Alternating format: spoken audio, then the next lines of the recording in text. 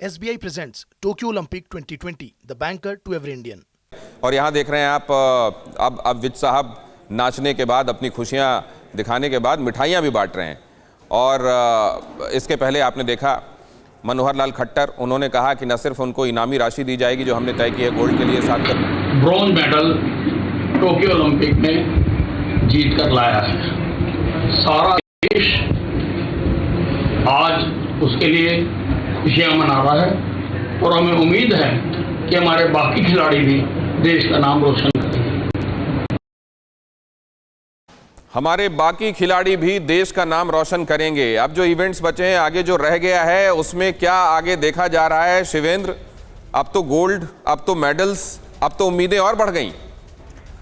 दिनेश, अब भारतीय दल का कोई इवेंट है नहीं। आज भारत का जो पूरा दल गया था उसके जितने भी इवेंट्स थे अब खत्म हो चुके हैं। कल क्लोजिंग सेरेमनी है और इस क्लोजिंग सेरेमनी के साथ भारतीय दल जब लौटेगा इस बार, तो वो इतिहास कायम करके लौटेगा, क्योंकि इस बार उसके पास ओलंपिक के इतिहास में दूसरा व्यक्तिगत गोल्ड मेडल होगा।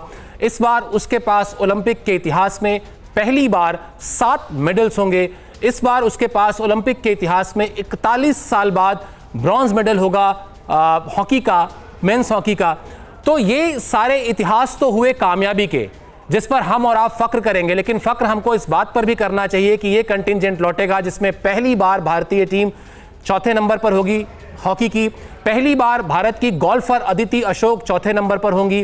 पहली बार हमने उन खेलों में, जैसे फेंसिंग हो गया, जैसे 20 किलोमीटर की वॉक हो गई, इस तरह के खेलों में हम अपनी दावेदारी भले ही मजबूती से ना रख पाए हों, लेकिन वहां जाकर हम अपना हिस्सा लेकर आए हैं, नाम लिखवा कर आए हैं अपना।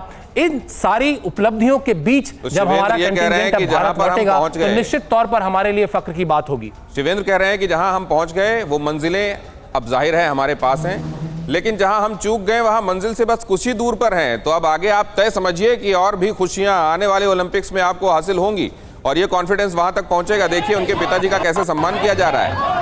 नीरज चोपड़ा के गौरवान्वित पिता यहाँ आपको दिखाई दे रहे हैं। आज उनके फख्र का, आज उनके इस गौरव के एहसास का सिर्फ अंदाजा लगाया जा सकता है। देश के नाम इतनी बड़ी कामयाबी करने वाले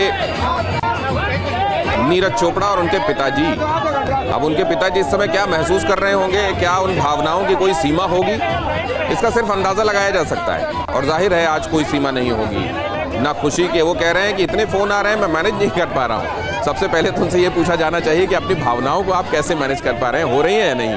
फिक्र आपकी, सोमवार से शुक्रवार रात 9 बजे सिर्फ TV9 भारतवर्ष पर।